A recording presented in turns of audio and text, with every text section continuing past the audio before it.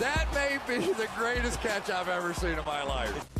Okay, let's go through and let's talk about our quarterback rankings this week. Now, usually we don't do quarterback rankings, so I'm definitely going to have to put a little asterisk out here and saying this will be for a 4-point passing touchdown format where you get 1 point per 25 passing yards. Now, later on in the video, we can talk about how to adjust if it's a 6-point passing touchdown league or you're getting 1 point per 20 passing yards, because I promise you, there's a massive difference between those two scoring formats. But nonetheless, let's go through. And first, we have to give away some free Fantasy Flock Network hats every single video. The winner for this one's going to be Dan and Baca. Thank y'all so much. And every time you go down there, leave that comment, drop a like, you get entered in to win a free Fantasy Flock Network hat. Just make sure you're subscribed to the channel. And if you win that hat, send me an email ASAP with your address. That way I can get that shipped out to you. And of course, before we dive into the quarterbacks, we have to give a shout out to Underdog Fantasy, the sponsor of this channel, where on Underdog Fantasy you can check out some really cool player props. At the same time, they actually have drafts you can get into every single week if you would like to try to, I don't know, maybe beat me in a live stream. Nonetheless, it's available in damn near every single state, and when you use promo code FLOCK, they'll match your first deposit dollar for dollar up to $100. So please take advantage of that. And let's go through and let's load up these quarterback rankings, and let's start it off with someone that I know not many people are going to agree with at our quarterback 1 spot. This will be Lamar Jackson. Now, I know we're coming off a week, 4 interceptions. He looked horrendous. He looked atrocious in Baltimore. I mean, at the end of the day, though, Lamar Jackson has still been a dominant option in fantasy leagues so far this season. Now, this goes a little bit in the strategy of what we're talking about with a 4-point passing touchdown format versus a 6-point passing touchdown league and 1 point per 20 passing yards and 1 point per 25 passing yards. Because when you go through and when you make the adjustment where you're only getting 4 points per passing touchdown and you're only getting 1 point per 25 passing yards, the pocket passing options, the players like Tom Brady, the players like Matthew Stafford, they have a much harder time going through and catching up on the Lamar Jacksons of the world and what Lamar is giving you as that rushing quarterback with his rushing production. And honestly, I'm not going to lie, I am not a fan of this anymore. I mean, I used to go through and I used to almost exclusively play in 4-point passing touchdown leagues. And it's a little lame because obviously Lamar is not the best quarterback in the NFL. Obviously, Lamar is not going to have the best day from a quarterback going up against a Pittsburgh Steelers defense. Now, I will say with the Steelers, I'm not nearly as worried about the Steelers defense as you would have been in years past, but it doesn't really matter because from a fantasy football standpoint, Lamar Jackson is literally just a cheat code. I mean, this goes without being said, but in a 4-point passing touchdown format, that's where you feel the real difference. Where so far this season, he has had over 700 rushing yards, and he has had 700 rushing yards through 10 games so far. So Lamar Jackson is averaging 7 fantasy points just off his rushing yardage production. Now, go add on the fact that he's going to be giving you some rushing touchdowns. Let's just look at the fact that you're getting, say, on average, 7 fantasy points from the ground from Lamar Jackson. What does that equal with his passing yards in a league where you're getting 1 point per 25 passing yards? That's an additional 175 passing yards added on every single week for Lamar through a 16-game season. That'd be damn near 3,000 passing yards added on for Lamar Jackson just based on what he's giving you as a rushing quarterback. And like we said, those pocket passing options, they can catch up on that if it's a 6-point passing touchdown league. They can catch up on it if you're getting 1 point per 20 passing yards rather than 1 point per 25. But in this format in particular, I still think you have to have Lamar at 1. If he's going to get you 70 rushing yards this game against the Pittsburgh Steelers, I think it's going to be a bounce back. I think the Cleveland Browns have a significantly better defense than what you actually have in Pittsburgh. Lamar Jackson will be our quarterback 1. Now, our quarterback 2 will be in this same tier, and we're going to have Tom Brady. Now, the reason we're having Brady in tier 2, of course, he is the exact opposite end of the spectrum. He is giving you nothing on the ground at all. I mean, as expected from Tom Brady. But you love him because he's going up against the Atlanta Falcons this week. Last time we saw him against the Falcons, He threw 5 passing touchdowns. I mean, clearly this is a soft defense that Tom Brady's just going to be able to carve up. You're going to get more excited if we have Antonio Brown good to go in this game. At the time of this recording, not going to lie, I'm currently recording this on Tuesday. We don't have information on if Antonio Brown will be playing or not. I think if Antonio Brown's good to go, maybe you can have an argument to be moving Tom Brady up to the quarterback 1 spot overall. And I know some people are probably going to get annoyed that this isn't Josh Allen, this isn't Mahomes. We'll be talking about them a little bit later on. The issue is they just have tougher matchups. It's going to be a really easy matchup for Brady. And let's go a tier down. Let's go to our quarterback 3 here, and this will be Kyler Murray. Now, yes, we have not seen Kyler Murray play since week 8. Remember, that week 8 game, I mean, he definitely suffered that injury, was not the same in the second half. So if we just look at the first 7 weeks this season, Kyler Murray was actually averaging over 25 points per game. With Kyler, I mean, this is a quarterback that I want to say he could have come back a couple weeks ago. Now, of course, I haven't talked to Kyler Murray. Of course, I mean, I'm not the team's doctor. I haven't seen Kyler Murray. So obviously, that's just pure speculation. But looking at practice reports and looking at the fact that the general manager is saying, oh, yeah, you know what? We're just playing it safe. We're just thinking about the long term here. Does kind of seem like this team didn't put him on the short-term IR. He missed a month. He's been practicing for weeks. He's going to be good to go this week. I think we actually get DeAndre Hopkins back as well. Now, the reason we're not going to have him in that top tier where he will be the majority of weeks going forward is it's his first week back in, and maybe he doesn't run the ball as much, and also it's a tough matchup against the Chicago Bears. But nonetheless, you know Kyler Murray is that elite level quarterback. We don't need to discuss this too much. Let's go over to our next guy. This will be our quarterback 4. And 9 times out of 10, Josh Allen would be here. No, Josh Allen usually in that top tier. You can't have him there this week. You actually have Patrick Mahomes in the same tier going up against the Denver Broncos. I'm happy that we no longer have to come out here and say, don't worry about the Chiefs. Don't worry about the Chiefs. Don't worry about the Chiefs. They're still great. Okay, I think that everybody at this point, once you see Patrick Mahomes go out there and throw for over 400 yards and 5 passing touchdowns as well against the Raiders back in week 10, people kind of realized that maybe they went a little overboard on the panic with Patrick Mahomes and the Kansas City Chiefs. At the end of the day, through 11 weeks, he's had almost, 300 passing yards a game. He's had 3,200 yards. And then also looking at this, he's had 25 passing touchdowns, 11 interceptions. Now, this is a tougher matchup against the Denver Broncos. With the Broncos, obviously, this is a team that just had a very impressive defensive performance this past week. Outside of a few key plays. Nonetheless, I think that you are going to be seeing Patrick Mahomes come out of the bye week with a fully healthy Kansas City Chiefs roster. Right now the Chiefs are, suffering from some of the fewest injuries across the entire NFL, which is a little bit weird to see how they've been disappointing earlier. I still think that you get the bounce back with the Chiefs offense and you have Mahomes as a top 5 option. Now let's go down to our 3rd tier. And usually we would have Josh Allen in that top 1, but Josh Allen's going to lead us off at quarterback 5. The issue is this Patriots defense has been absurd as of late. Now, I will say they've had some pretty nice matchups. Okay, let's not get it twisted. This past week, they go up against the Tennessee Titans with no Derrick Henry, no A.J. Brown, no Julio Jones. The week before that, they go up against the Atlanta Falcons. Obviously not that tough. The week before that, they go up against the Cleveland Browns. The week before that, the Carolina Panthers. So, yes, they've had some pretty easy matchups, but nonetheless, over the past month, this is a team that has given up 26 total points. 26 total points. And they're winning games 45-7. So it's not like in the fourth quarter, their defense is just shutting it down, going, okay, no, we can't have them move. No, it's prevent defense. I think that if these games were competitive and the offense wasn't able to put up that much production, then maybe you would have actually had the New England Patriots giving up less than 26 points over the past month. The majority of teams give up 26 points in a single week. This New England Patriots defense is elite. You're still starting Josh Allen nonetheless, but you have to lower your expectations. Now, our next quarterback, I know a lot of people are going to hate this ranking. Going back to what we were speaking previously with the importance of rushing in a 4-point passing touchdown league, we are going to have Jalen Hurts here at quarterback 6. Now with Jalen Hurts, trust me, I get it. He has been very, very bad. This past week with Jalen Hurts, you had 14 completions, 129 passing yards, 0 passing touchdowns, and 3 interceptions. That's laughably bad. And that matchup wasn't that tough against the New York Giants. And we've said this so many times this week so far, but it's one of the craziest stats I've heard since the first month of the season.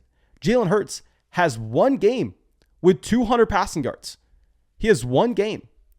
Now, with all that being said, he has damn near 700 rushing yards so far this year, and he has 8 rushing touchdowns.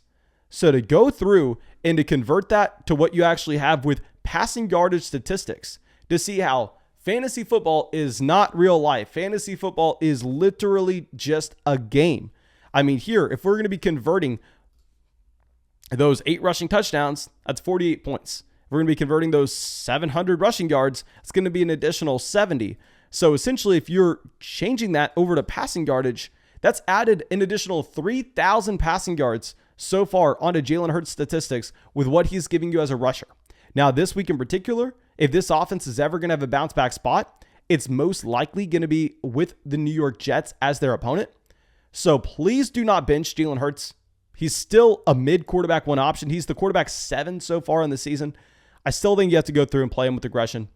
And our next quarterback in this same tier will be Dak Prescott going up against the New Orleans Saints. Now with Dak, I mean, now you're finally going to get to see Gallup, Lamb, Amari, Dalton Schultz, all good to go in this offense. Obviously, this is one of the better offenses in the NFL at the same time. The issue is a really tough matchup against the New Orleans Saints. It's not as scary as a usual Thursday night game where we know in Thursday night games you're playing on that short week. I mean, so many different things can happen. A little different here because you actually do have both the New Orleans Saints and the Dallas Cowboys as teams that played on Thanksgiving as well. So they do get an entire week to rest. But nonetheless, just given the matchup that we have against the New Orleans Saints, I do think that we should be going through and possibly looking to avoid Dak Prescott. But I mean, the majority of y'all watching this video will have already seen that Thursday night game, so we don't need to talk about this that much. And now our last quarterback in this tier will be Justin Herbert going up against the Cincinnati Bengals. I mean, with Herbert so far this season, it's kind of crazy to see some of these spike weeks that he has. I mean, right now he's the quarterback 4 so far this season on a points per game basis. And with Justin Herbert, you see these spike weeks. You get 36 points against the Steelers. Against the Steelers, you get, 382 passing yards. You get 3 passing touchdowns. You get 90 rushing yards at the same time. I'm honestly genuinely surprised to even see that stat line. Going against the Eagles, you get the spike week, 356 passing yards, 30 fantasy points. Against the Browns, damn near 400 passing yards with 5 total touchdowns, including one of those being a rushing touchdown. So you've seen a very high ceiling so far this season with Justin Herbert. I'm a little concerned about the matchup against the Cincinnati Bengals. This Bengals defense looks like it's drastically better than what you expected coming into the season. And at the same time, we have also seen Justin Herbert fail in some spots. We've seen some pretty low floors. You get 14 points against the Vikings, 17 against the Pats, 13 against the Ravens. So I think Herbert, you can still confidently rely on him as that mid quarterback 1. We have him in the same tier as Josh Allen. Now let's go down to our next tier of quarterbacks, and let's start it off with Matthew Stafford going up against the Jacksonville Jaguars. Definitely Stafford has taken that step back. I don't know if you've heard, but every announcer that you're ever going to listen to, it's to the point where I can't watch a Rams game. Like, every announcer's just, oh my gosh, Robert Woods, the best wide receiver that's ever walked this. I heard an announcer say that Robert Woods was a top 3 wide receiver in the NFL because all they will talk about, run blocking, shut up. We've all heard it by now. Y'all are saying the same thing over and over again. So yes, this offense is going to be a little bit worse with Odell Beckham Jr. instead of Robert Woods. We've already covered that. But still in Matthew Stafford, it's a Sean McVay offense where Stafford has been one of the most productive quarterbacks through the air so far this season. This week in particular against the Jacksonville Jaguars, I don't know if this is a good matchup. I don't know if this is a bad matchup. Obviously the Rams are going to be massive favorites in this game where, they should be able to lead the game the majority of the time. I'd imagine since they're coming off 3 straight losses, maybe you have the Rams kind of just in a prove-it game where even if they're up by multiple touchdowns in the fourth quarter, they're still looking to throw the ball in the second half. Maybe I'm just going down narrative street. Maybe I'm just kind of making excuses on why Stafford's going to be a little bit of a better option this week than where he's been previously. I still think Stafford a top 10 option. Now our next quarterback 10, we will have this guy above Joe Burrow. We'll have Kirk Cousins here.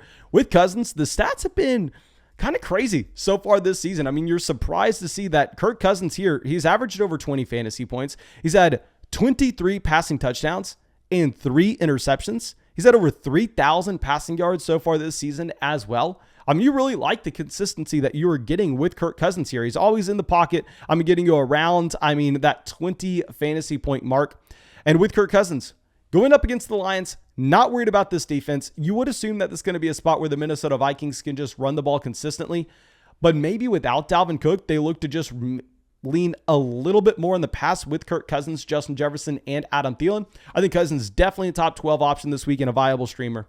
And our last quarterback in this tier will be a Joe Burrow going up against the Los Angeles Chargers. The Chargers have one of the worst run defenses in the NFL, and they have a pretty good pass defense. So, I mean, this can easily turn into a Joe Mixon game where, I mean, over the past 2 weeks, Joe Mixon has come out and he's had a combined 60 total touches. So that is definitely in the range of outcomes here for this offense for the Cincinnati Bengals. And that's why we will have Joe Burrow lower than a couple of these other options. And now our next quarterback, Taysom Hill. We have yet to see Taysom Hill so far this season really in a significant role. Now, on Thursday night, if we were guaranteed to see that Taysom Hill was playing every single snap at the quarterback position for the New Orleans Saints, given the rushing upside that he has, Taysom Hill would be a little bit higher than this. I would definitely admit that. Now, the issue is I don't necessarily know exactly how many snaps you're going to get from Trevor Siemian. Of course, you have Taysom Hill starting. But maybe if it's 3rd and 15, they have a package where they can bring in Trevor Siemian, someone that can get the ball a little bit deeper downfield. I don't know. I would rather wait a week and almost see what we're going to get with Taysom Hill going forward. I still think that he is a very strong option for the rest of season if he is able to turn into the every down quarterback here for the New Orleans Saints, though. And now let's go over to our next quarterback, which will be Carson Wentz against the Houston Texans. Wentz coming off a very strong performance against the Tampa Bay Buccaneers, where he came out and, I mean, they kind of had to lean on him, knowing that the Buccaneers defense is an elite run defense. They couldn't just give the ball to Jonathan Taylor 30 plus times. We're going to have Wentz down here because I have Jonathan Taylor as our running back one in his own tier. I think that Taylor can easily see the Joe Mixon workload over the past 2 weeks against the Houston Texans when they're going to be massive favorites and not necessarily have to throw the ball. But Carson Wentz, he has been really good. Like, to go through and look at what we have gotten from Carson Wentz over the past month or so, he has given you 300 passing yards. I mean, I guess the previous 2 weeks, keep in mind, they're so weird just with Jonathan Taylor popping off. I mean, the game against the Bills, he only gives you 10 fantasy points with Jonathan Taylor at 5 total touchdowns. Jacksonville, he gives you nothing with Jonathan Taylor been the running back one as well. You get some strong performances in the middle of the season. The Jets, 272 passing yards, 3 passing touchdowns, 3 passing touchdowns against the Titans. I mean, he has 21 passing touchdowns, only 5 interceptions so far this season. Maybe you have to be a little bit worried about, Jonathan Taylor just carrying everything here for this offense. And now our last quarterback in this tier will be Russell Wilson going up against the San Francisco 49ers. I mean, with Russell Wilson, this will be an option that I think we have to be adjusting our priors on him. I mean, y'all know I've been screaming, buy low on Wilson, buy low on... We were wrong. I mean, with Wilson, 9 points, 8 points. This past week, he gets the 19, but he does it in an ugly fashion. This matchup in particular against the 49ers is pretty tough. So I'm going to have I'm going to have Russell Wilson as a high-end quarterback too. I think that this is an option that we can go through and avoid. Now let's go down a tier with our quarterbacks. Let's go over to Daniel Jones leading us off at quarterback 15. Daniel Jones definitely has seen the sharp drop-off that he had at the beginning of the season. Of course, everybody and their mom knew that Daniel Jones was not going to keep up the 23, 29, 28, 16 fantasy points. That he started off with. Of course, that wasn't going to happen. But one thing that's really intriguing with Daniel Jones is if you look at the historical splits in games that Saquon Barkley has played over 70% of the snaps in, where Saquon Barkley has been fully healthy versus without, I am never of the opinion that a running back completely changes an NFL offense. I think 9 times out of 10, people overrate the running back's impact on actually causing a different outcome in a game. Saquon Barkley may be a different story here, because if you look at the historical splits that you've had with Daniel Jones with and without Saquon Barkley, there's a night and day difference. This is their second week with Freddie Kitchens as their offensive coordinator instead of Jason Garrett. Maybe you expect a small improvement for that reason. And hopefully we get just a couple more passing game options back in here. Hopefully we get someone like Kadarius Toney back in. It's a decent matchup against the Miami Dolphins. I know that Cam Newton and the Carolina Panthers just failed in miserable fashion against the Miami Dolphins, but it's Cam Newton. We've been talking about that for a while. I think Daniel Jones at this point significantly better from a real life standpoint. Now our next quarterback in that same game will be Tua Tagovailoa going up against the New York Giants. With Tua, yes, very impressive week from Jalen Waddle in this entire Miami Dolphins offense this past week. This entire team looked great, But with Tua, it's not like he has a ton of passing volume. I mean, he had 230 passing yards, 1 passing touchdown. He's never really going to provide you with any rushing production. He has 68 rushing yards so far this season. That's, about Tom Brady level. So I still want to be lowering our expectations on Tua. I think that he will be significantly better than Jacoby Brissett for the options in this offense for Miami, but I don't want to act like he is just some bona fide starter for us.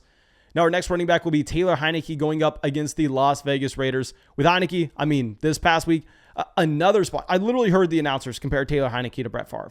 Like, we just need Peyton and Eli literally every single game. Can we just have that? Like, I cannot listen to announcers coming out and just spewing nonsense, giving the casual NFL fan, oh yeah, Taylor Heinicke, if you're a Washington fan, this guy reminds me of Brett Favre. Like, come on, what are we talking about here? I will say the rushing production has taken a sharp dip off since the bye week. Since the bye week, you actually only have about 42 rushing yards for Taylor Heinicke here, where previously he was getting that in some games alone. Now, I think that it's a fine matchup. I'm not in love with the matchup against the Raiders, to be completely honest, but maybe if you have Curtis Samuel another week just getting healthier and healthier in this offense, as well as Logan Thomas, this can just be an improved offense based on the weapons alone.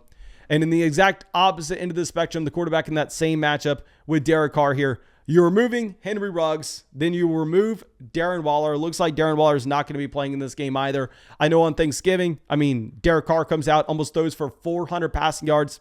Of course, everybody was so damn excited about that. And with Derek Carr, this matchup's fine against the Washington football team. Right now, Chase Young, not really being there. Like, you don't really need to worry about this pass defense at all. I'm just worried that his top options in this offense are the combination of Bryan Edwards and Henry Ruggs. That's what I'm concerned with. That's why I'm saying I would really try to avoid starting Derek Carr if we can. Now, of course, thank you so much for checking out this video. I really hope you got something from it. I really hope y'all enjoyed it. If y'all want me to continue to do wide receiver rankings videos, please let me know down there in the comment section. When you leave that comment and leave that like, you get entered in to win a Fantasy Flock Network hat. And of course, please go sign up for Underdog Fantasy. Check out some of those player props. Get in a fantasy draft. When you use promo code FLOCK, they'll match your first deposit dollar for dollar up to $100. Please support the channel. And yeah, that's all I got for you. Thank you so much. I hope you have a great day, and I hope I see you with the live stream tonight.